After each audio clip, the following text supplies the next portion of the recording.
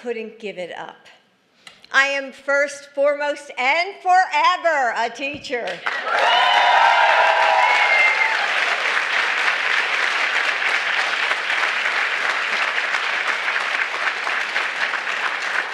So I did both, the White House and teaching. In the morning, I'd stand in front of my community college students for the...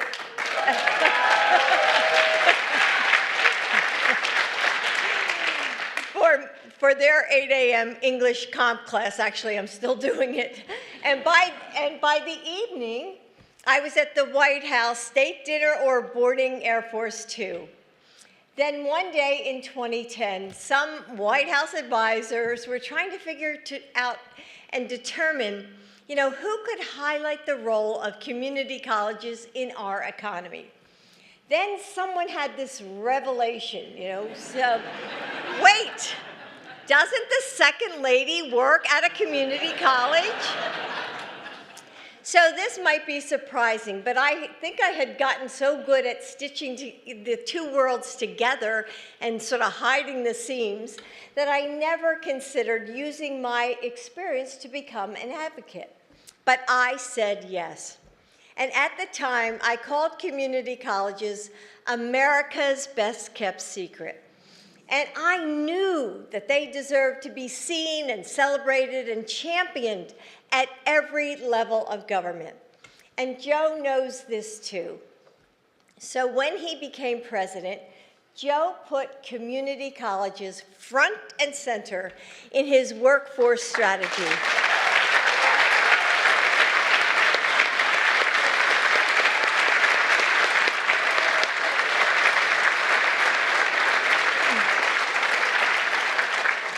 And from day one as First Lady, I knew that community colleges would be a priority for me. So part of that means pushing to make them tuition-free. And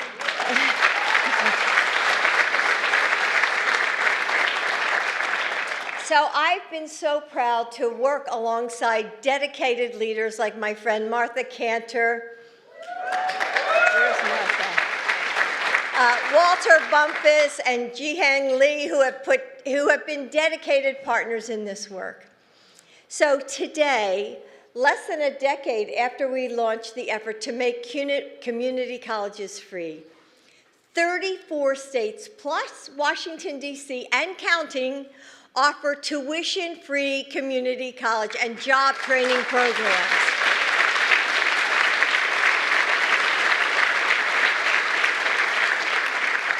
We came close to making community college free for everyone across the country, but a few senators, I'm not going to name them, blocked our way.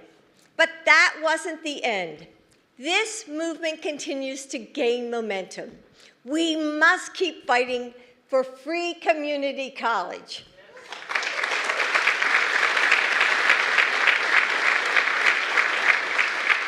As First Lady, I've also focused on strengthening the pathways between classrooms and careers. And you probably all know this, but nearly 60% of graduating high school students don't go directly to a 4-year degree. We know that.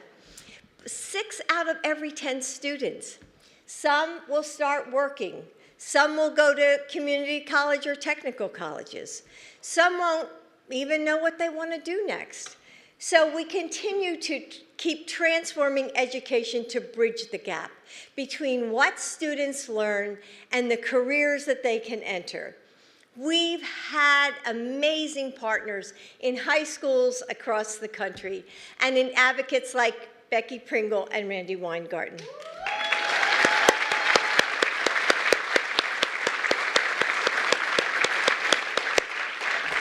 Together, we're making sure that high school graduation isn't a sudden halt in a student's education, but rather like this seamless step forward, whether that's on a college campus, a registered apprenticeship, or another career opportunity.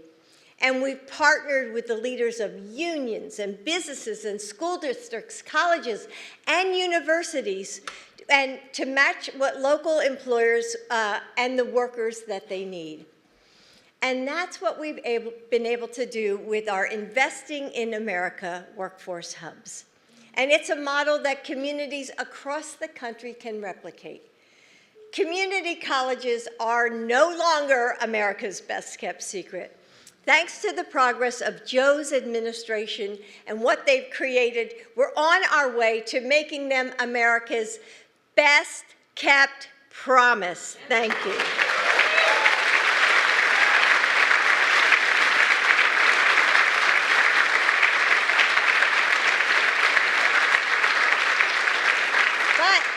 There's more ground to cover, and it will take all of us to get there.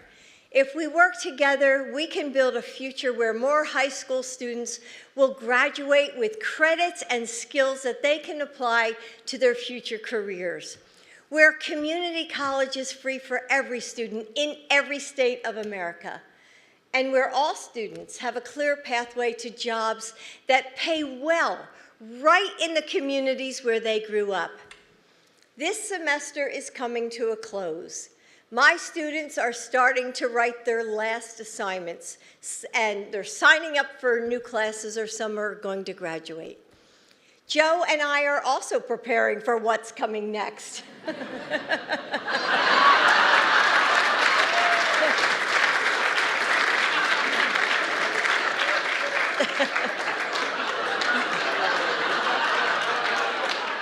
It has been the honor of our lives to serve in the White House and to work alongside really all of you in this room.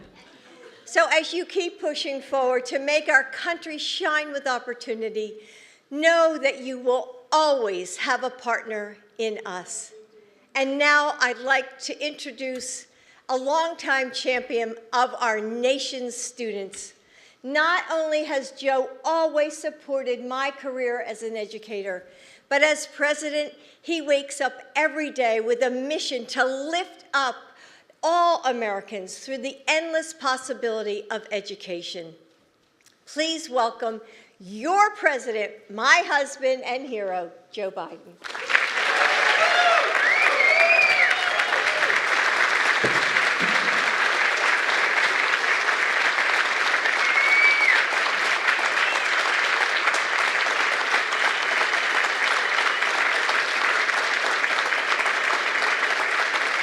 Thank you.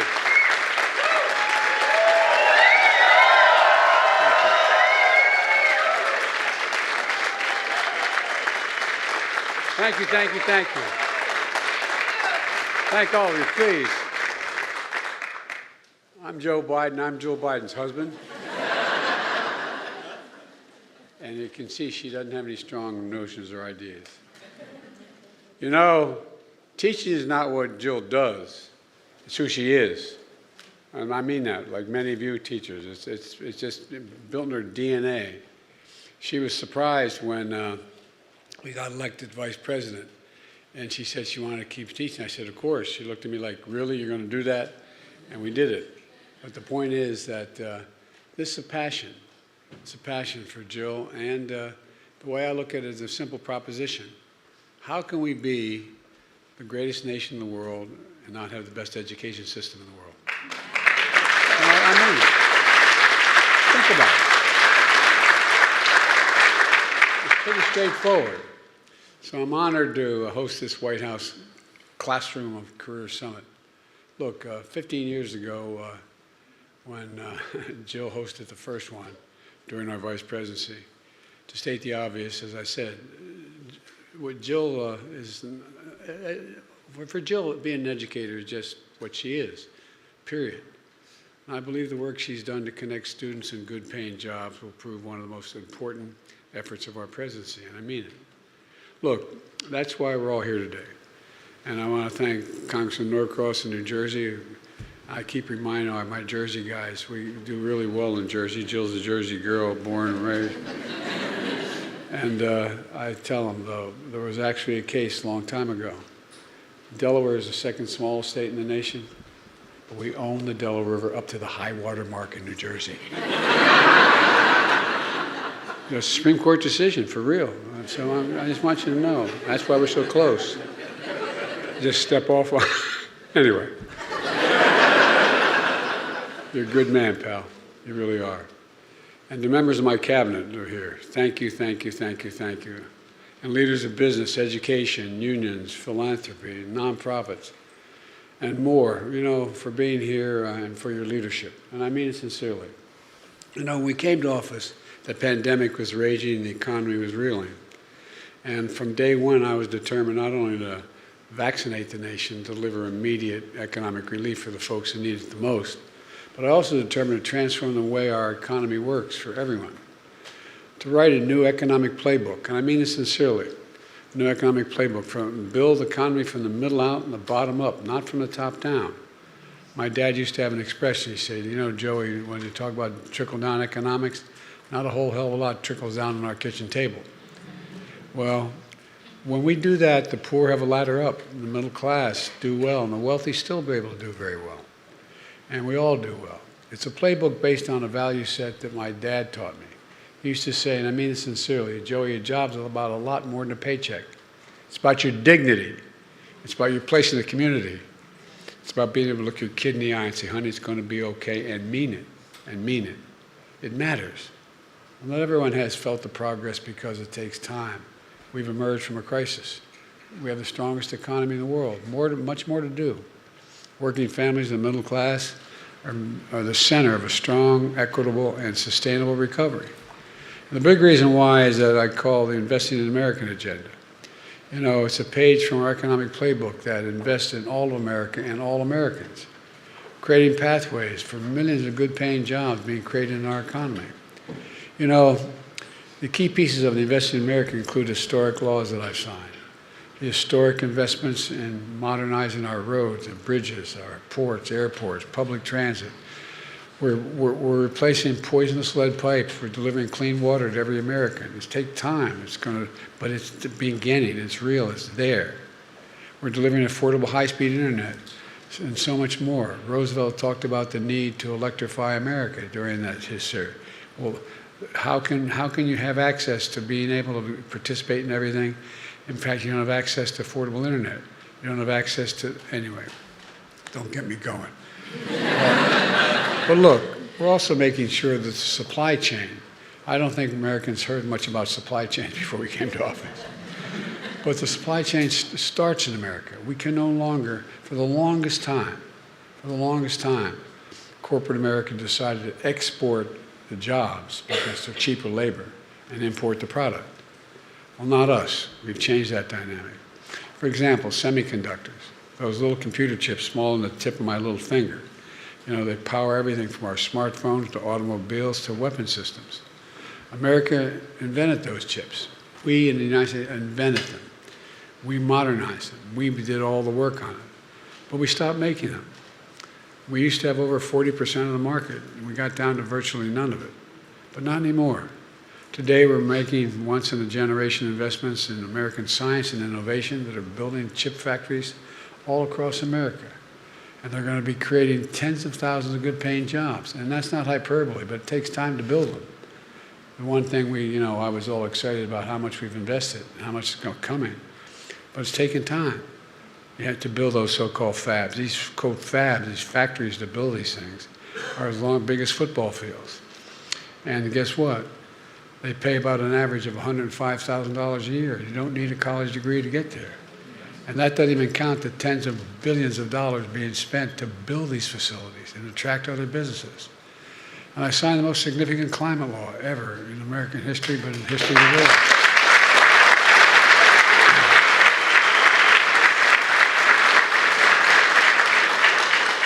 The Congress will tell you we were told we couldn't get it done, but we got it done. We got it done. And it's leading us into a clean energy future with even more good-paying clean energy jobs than American workers. As a result of these laws and other things we've done, I won't take all your time, but the key actions, the end result is we've created, in the 4 years we've been, almost 4 years we've been here, we've created 16 million new jobs, brand new jobs, since I took office.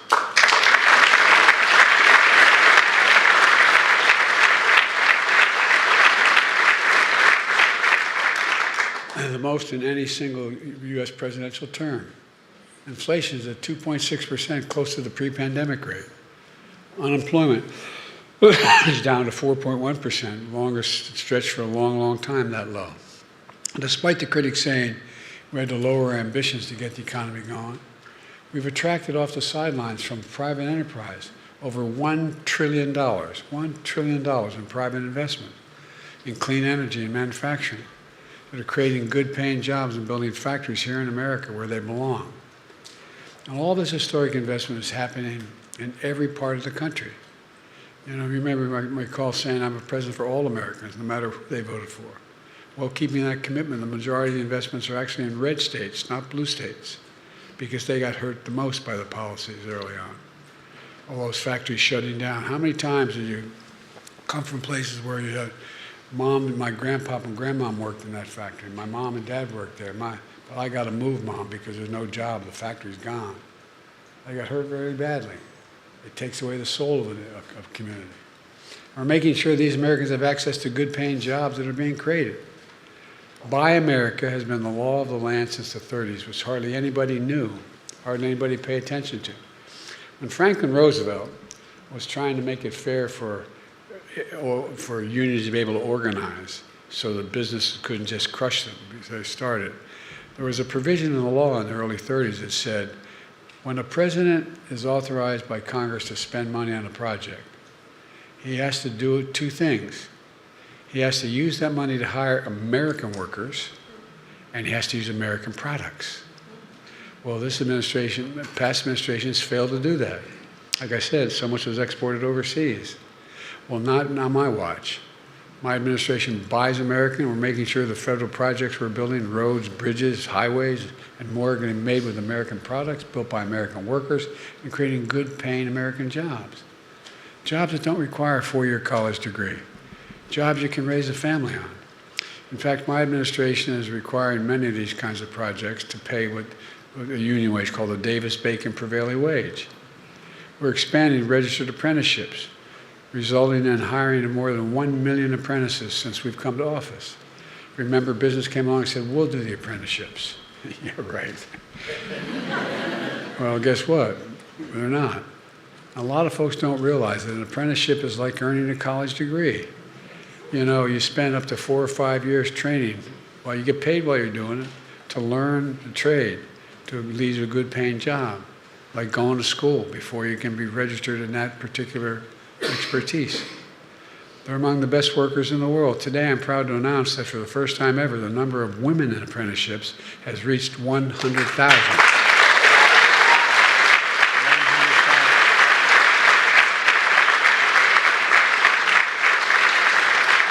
3 times the number from a decade ago.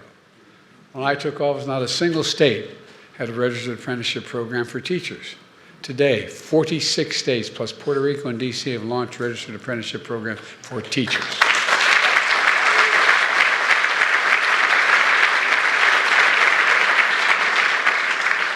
Some will say I did that because I feared for my life, but not true.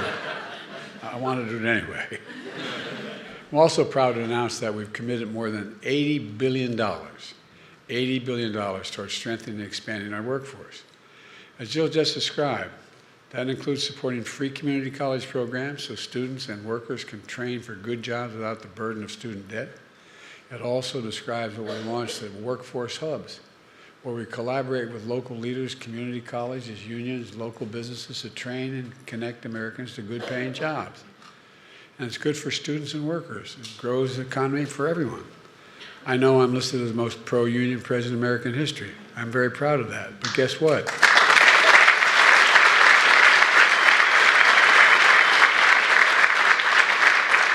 Guess what, folks? Business is now acknowledging that it helps them too. I had Treasury Department do a study. What's the effect of focusing on unions? Everybody's standard of living is raised. Everybody's. We've also really proud to have launched the American Climate Corps, you know, patterned after the Peace Corps and the AmeriCorps, to put tens of thousands of young people on a path to good-paying, clean energy, apprenticeships, and jobs. That's the future. And with the support of the private sector, we're also bringing business into the high schools so younger students can learn about and train for good-paying jobs, including those that don't require 4-year degrees, as Jill pointed out. There's so much more that you'll learn about today's summit, and many of you bring more information as well. But look, it really matters. Let me close with this. You heard Jill speak about incredible students.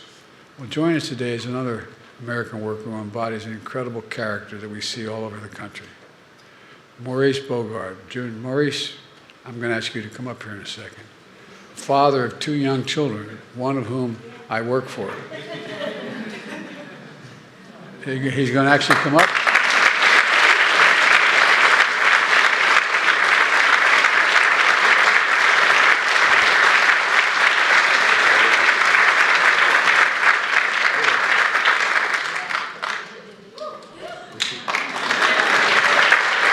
Look, Maurice from Cleveland, Ohio. On the day his children were born, he had a survival mindset to do whatever he could to improve the positive circumstances for his family. 12 to 16-hour days and multiple jobs, even working out of town for months at a time, just to get by. Just it meant fewer hours with his children as well and his family. Last year, his sister, who was also with him today, sis, stand up.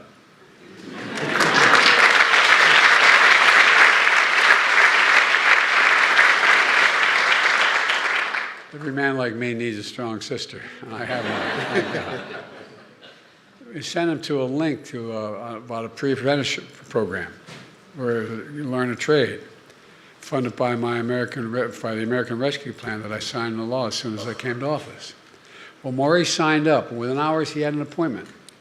He soon started a 4-week training program to connect him with his local IBEW, the International Brotherhood of Electrical Workers. Today, he's on his way to becoming a journeyman electrician, working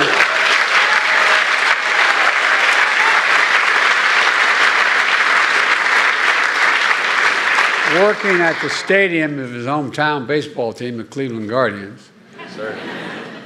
Good paying job with good hours, good benefits, and a lifelong career.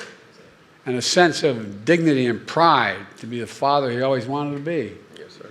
And it's not just him. Millions of workers and families have more opportunity today than they did 4 years ago in an economy that is growing from the middle out and the bottom up. He can put him down. He can do whatever he wants. All you got to do, look, you can do anything you want, pal. Okay? And if you want to make a speech later, you can, all right? All right. Economy where everybody has a fair shot. We leave nobody behind. Invest in America and all Americans. That's what we've done together by reminding ourselves who we are. For Lord's sake, we're the United States of America. There's nothing. I mean this in front of my heart. There's nothing beyond our capacity when we do it together. And there's no group I'd rather be doing it with than all of you. So God bless you all. May God protect our troops. Thank you, thank you, thank you. Distinguished guests, please remain in your seats as the President and First Lady depart, and as we transition the stage for today's panel.